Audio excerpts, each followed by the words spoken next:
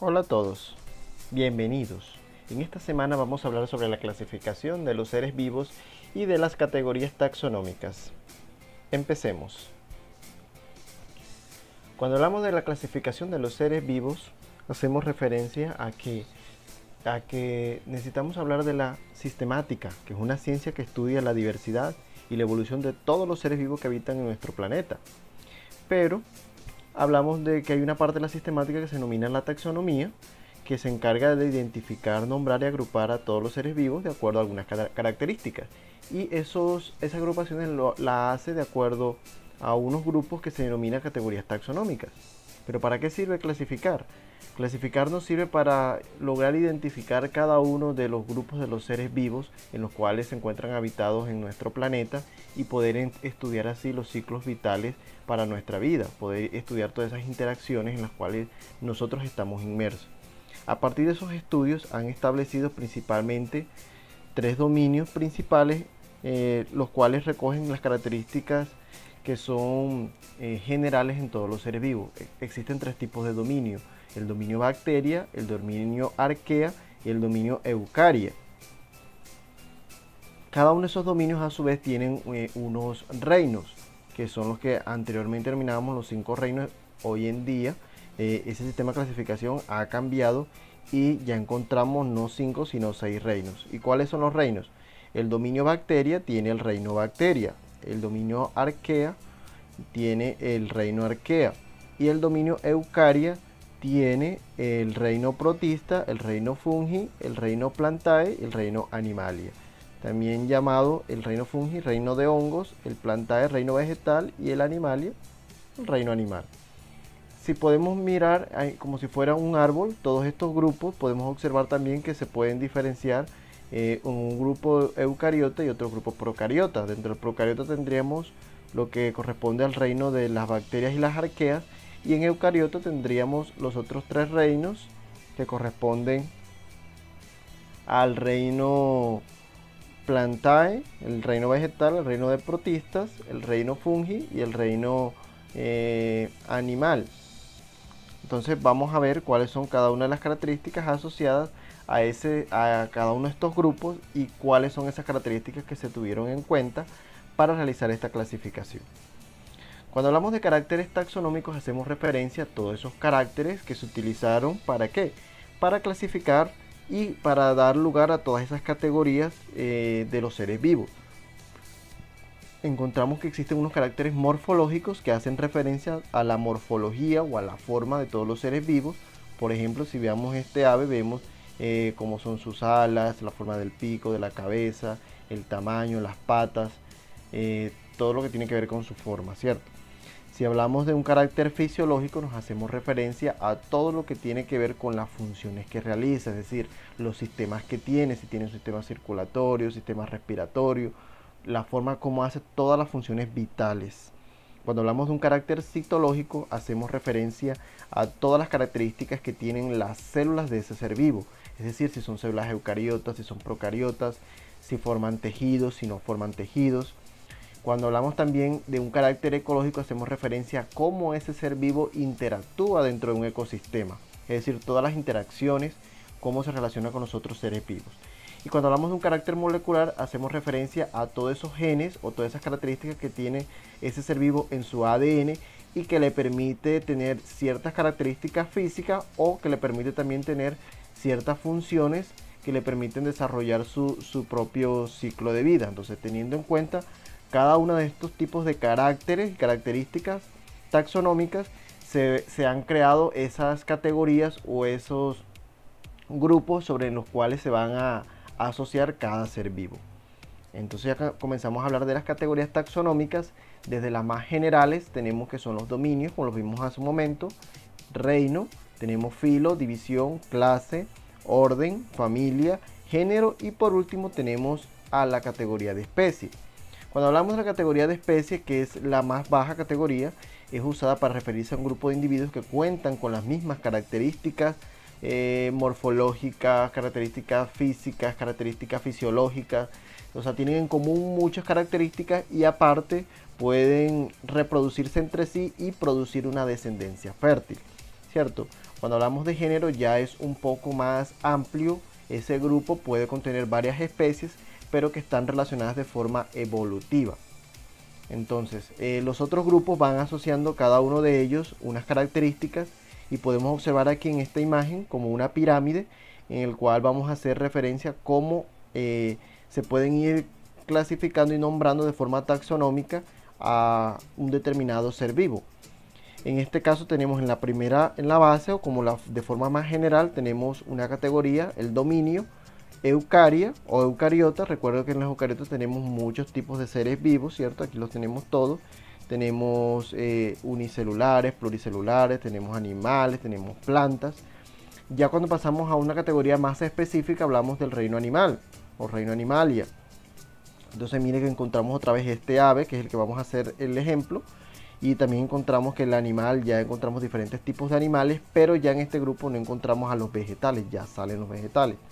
Luego encontramos otro grupo más específico, sería el Phylum Chordata. Phylum Chordata son los vertebrados. Entonces ya aquí entrarían solamente los animales que son vertebrados. Miren que aquí incluían los vertebrados e invertebrados, ya este va a ser mucho más específico. Entonces, otro grupo dentro de los vertebrados más específico, ¿cuáles serían? Los que son clase de aves. Entonces, todas las aves son un grupo de vertebrados del reino animal y son eucariotas. Entonces aquí encontramos el ave. Entonces dentro de las aves hay varios tipos de aves. Entonces sigue otro grupo que sería el orden Passeriformes. Entonces el grupo de orden Passeriformes son un tipo de aves que se caracterizan porque son los aves que denominamos pájaros. Es decir, son las aves que cantan. Son las aves o los pájaros que cantan. Entonces ya encontramos ese grupo. Dentro de ese grupo de orden Passeriformes encontramos otro grupo más específico que se llama la familia Fringillidae. Los fringílidos son una familia de aves dentro de estos que cantan, que tienen unas características porque son se parecen en la forma de su pico, que son picos como cónicos, tienen las alas cortas, tienen la parte de las plumas también, la parte de atrás también son cortas.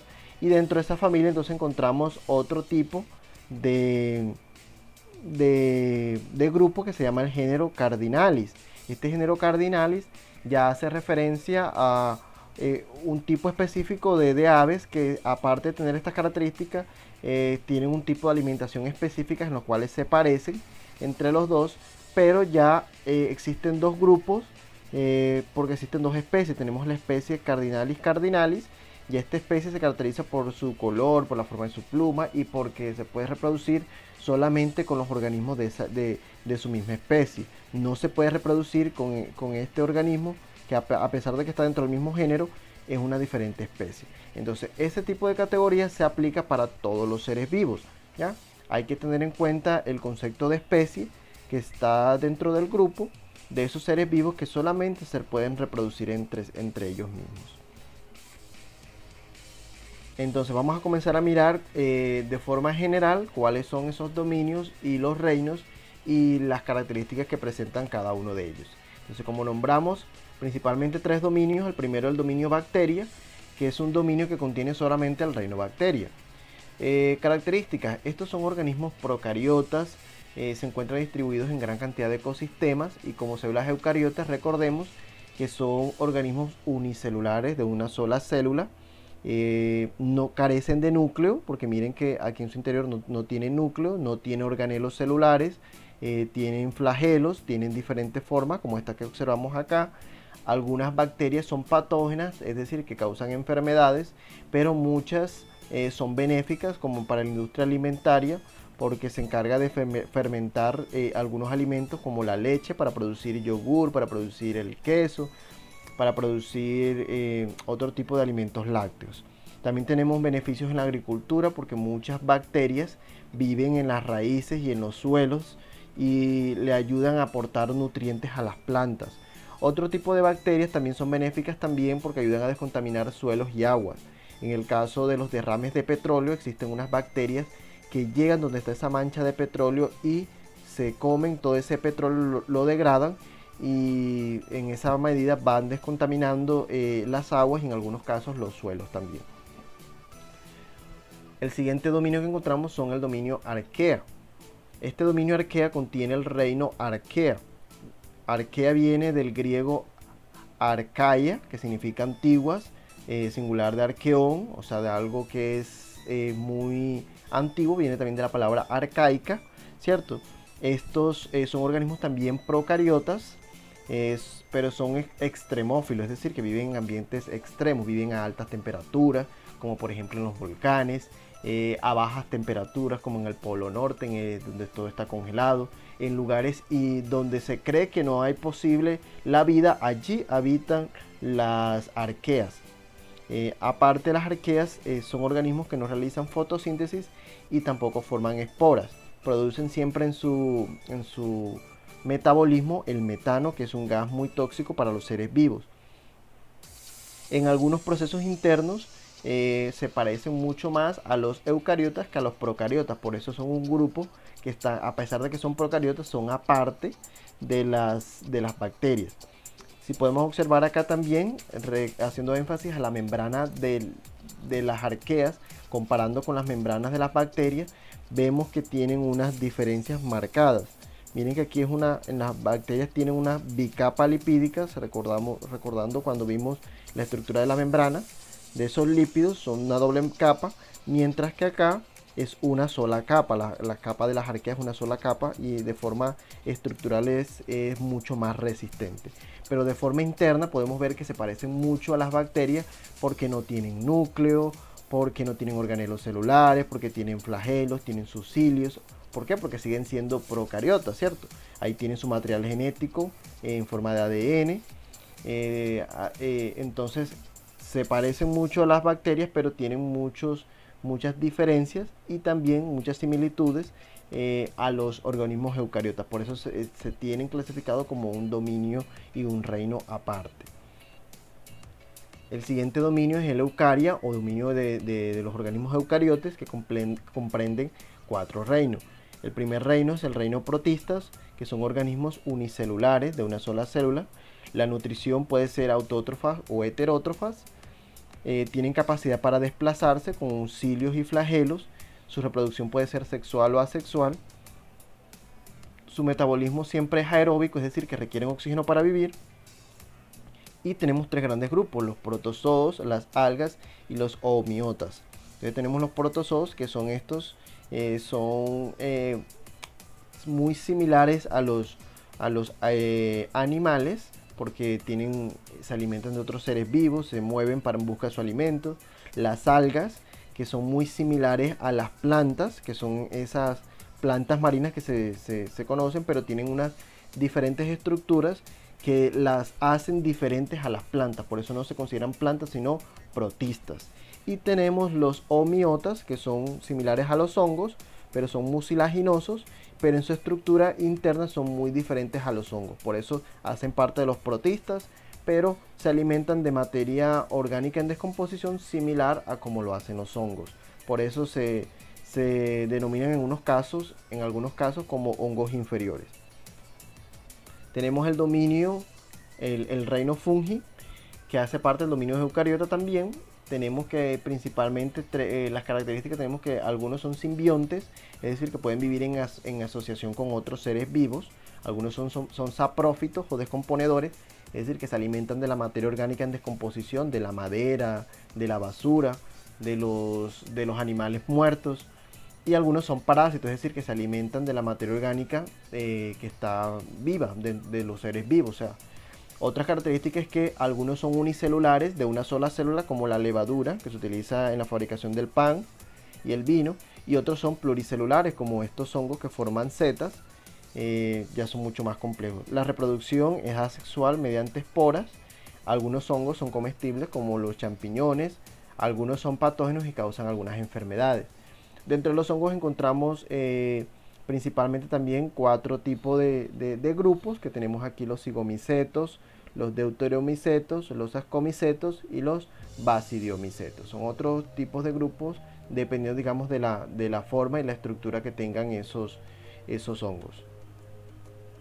Otro reino que encontramos, el reino animal. Dentro del reino animal también encontramos que hay diferentes grupos Dentro de los más representativos tenemos los vertebrados y los invertebrados.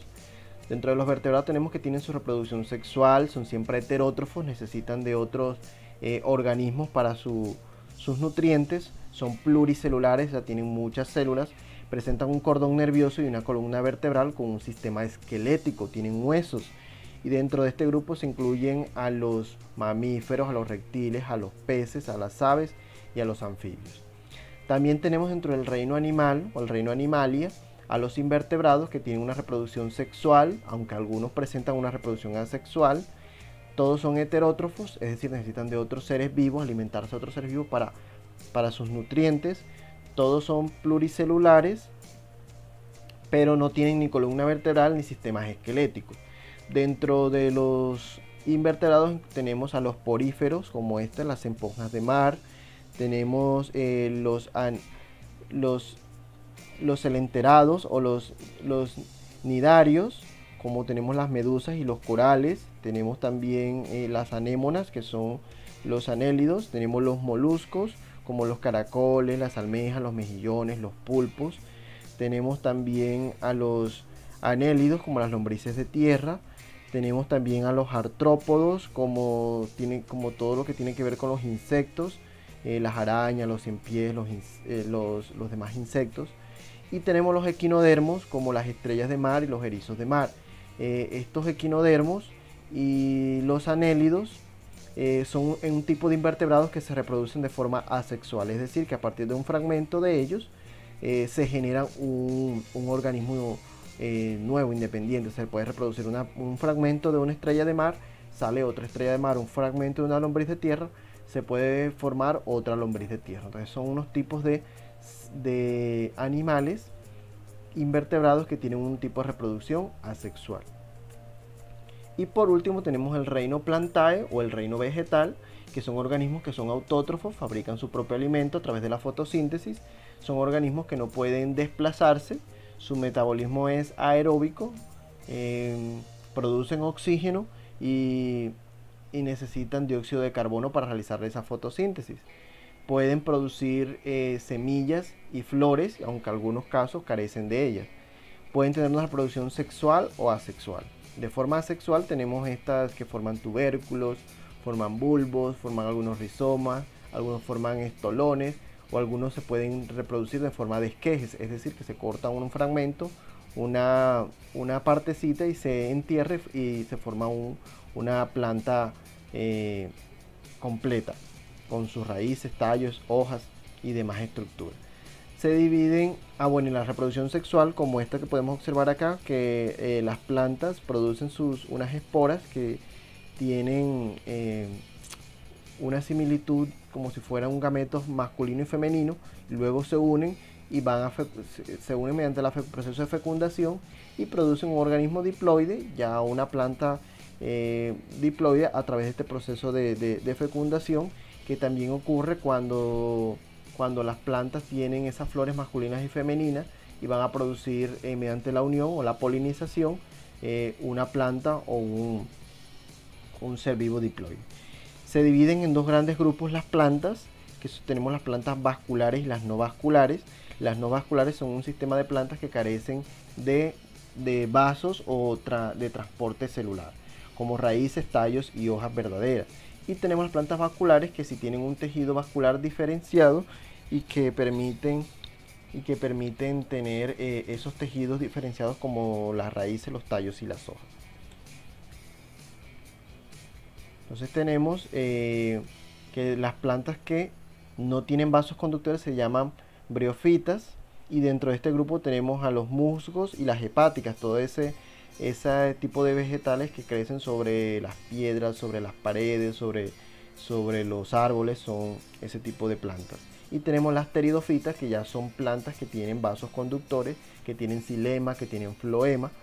Dentro de este grupo de plantas pteridofitas tenemos grupo de plantas sin semillas y plantas con semillas. Las plantas sin semillas tenemos el caso de los helechos, y plantas con semillas tenemos dos tipos de plantas, las angiospermas y las gimnospermas. Las angiospermas son un tipo de plantas que tienen semilla, pero esa semilla está dentro del fruto y que producen una flor, como el caso de pronto aquí de la manzana, el caso del árbol de mango, todos los árboles frutales.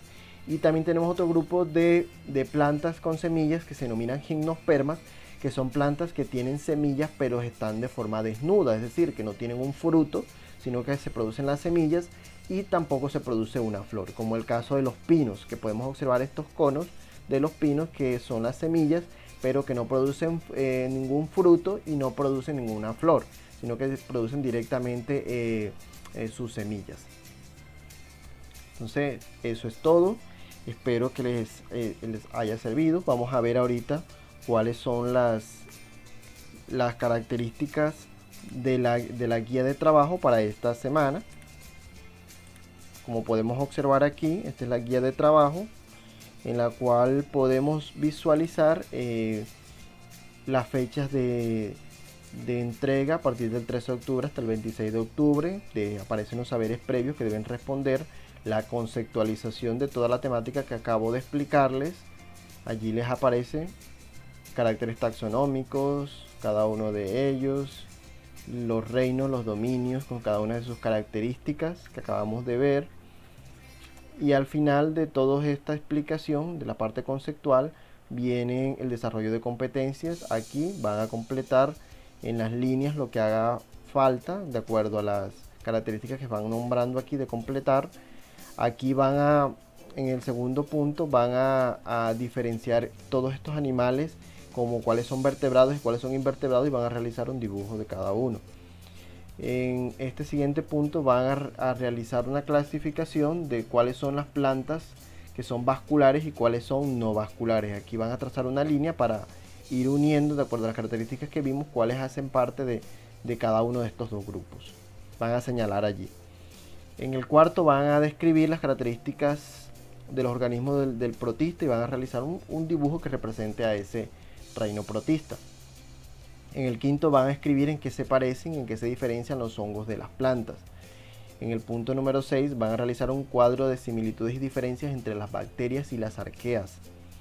En el punto número 7 van a escribir cuál es la importancia de los microorganismos en la industria alimentaria. Recordarles que la evaluación aquí aparecen para los estudiantes que no tienen el acceso a internet.